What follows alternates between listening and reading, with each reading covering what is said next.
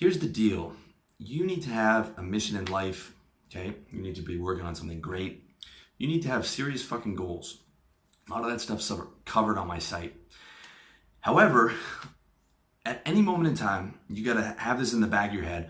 All that shit can go to hell from one dumb mistake, okay? One dumb mistake might happen every 2 years or every 3 years.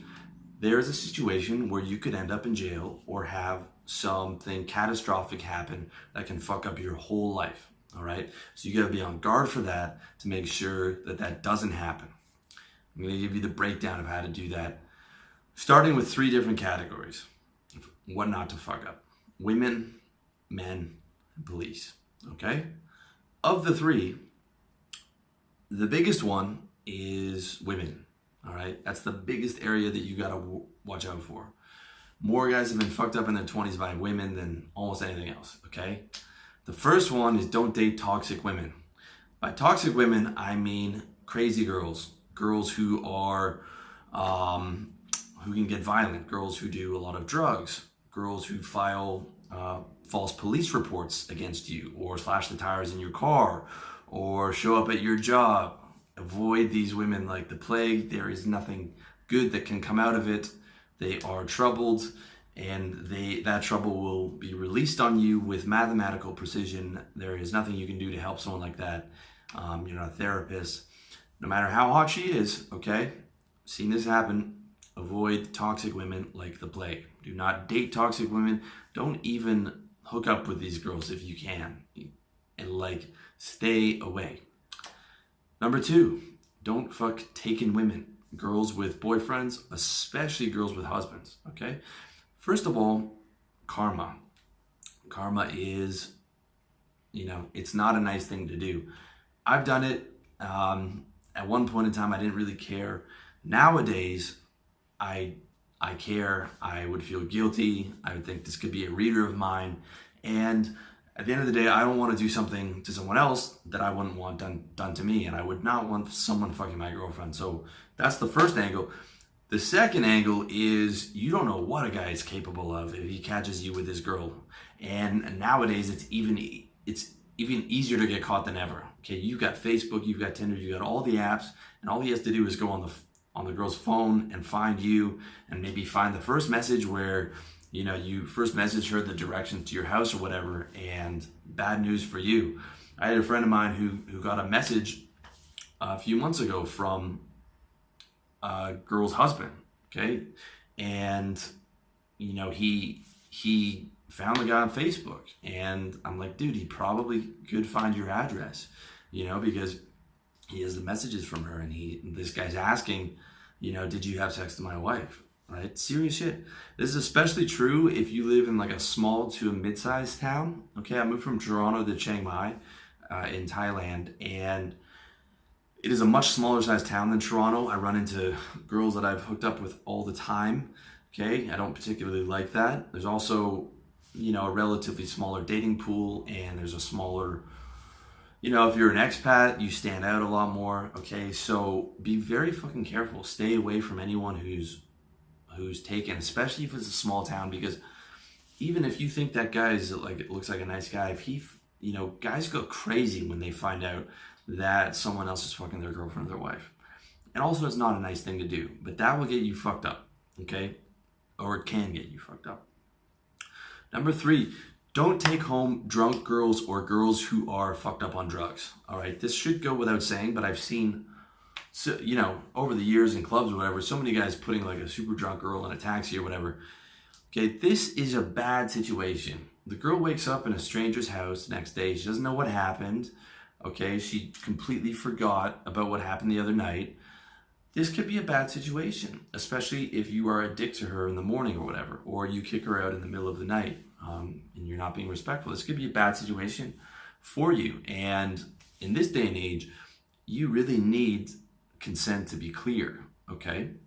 Even if, all right, the girl seems into it, but if she's so drunk, then she can claim the next day, especially if she doesn't remember it, that, she can go to the police, right? And it's a bad situation for you. This is especially true if you are in a university campus in the United States. If you're in California You need, at certain schools, I think you need affirmative consent. Okay. You need, this is especially true if there's social consequences involved. If you are at university and the girl has a boyfriend and she's really drunk and you take her home and everyone finds out, this could be a bad situation for you. All right. Now, I'm following the YouTube guidelines. I'm not minimizing rape. Rape is a horrible thing.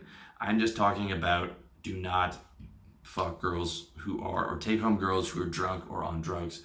If you read my books and stuff, almost always I want the first date to be like for coffee or something, because I don't want to be drunk, especially on the first night, because I want to be able to put on a good performance. And drunk sloppy sex is not particularly good. Okay, you can go to a bar or whatever and pick up a girl who's had a couple beers, but the girl who's just fallen over drunk, that is no good. Okay, you don't want anything to do with that.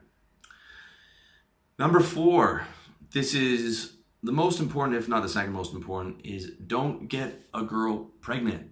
If you get a girl pregnant, your life's over. It's not over, but like your life is fucked up. If you're 22 and you have a son, your hopes and dreams and goals are all fucked up now. Okay, especially if like you're not with the girl and it's not serious. Don't get anyone pregnant, especially accidentally. Don't do it, which means don't come inside girls, and don't do it. That's the fucking first thing. All right. Number 5, use condoms. Don't get an STD. I've been burned a few times, luckily, with stuff like chlamydia or gonorrhea, where you just take a few pills and it's gone, but it's unpleasant and you've got to go to the doctor and it's embarrassing, especially if it's the second time. And it's also not fun worrying when you go get a test. Okay, you are getting tested, right? When you go get a test, you're like, fuck, man, I raw dogged the wrong girl. Like, what's this test gonna look like? It's just not comfortable. And also, especially, use condoms if you're having anal sex with a girl. First of all, don't have anal sex. That's how you get the fucking real diseases, the bloodborne ones. I would avoid it if you can, but especially use condoms in that situation. All right. Yes, condoms suck. Yes, you're having sex with a garbage bag. Yes, it makes sex like 40% worse, but STDs suck, especially like the serious ones. Okay. I'm talking about HIV and syphilis. Yes, the chances are relatively low, but you can still get like HPV and warts and like all kinds of disgusting shit that like a few pills won't get away, that you can't cure with a few pills. So use fucking condoms. All right. Number 6 with women is keep a low profile, okay? Keep a low profile. Be a low profile player. Do not brag about the girls that you fucked. That will get you in trouble in your social circle, possibly. That will make other guys jealous. Sometimes you don't know that the girl has a boyfriend, okay? She doesn't tell you that shit, or she lies about it to your face. And if you're in a small town, that can get you fucked up with a guy and a bunch of his friends. Keep a low profile.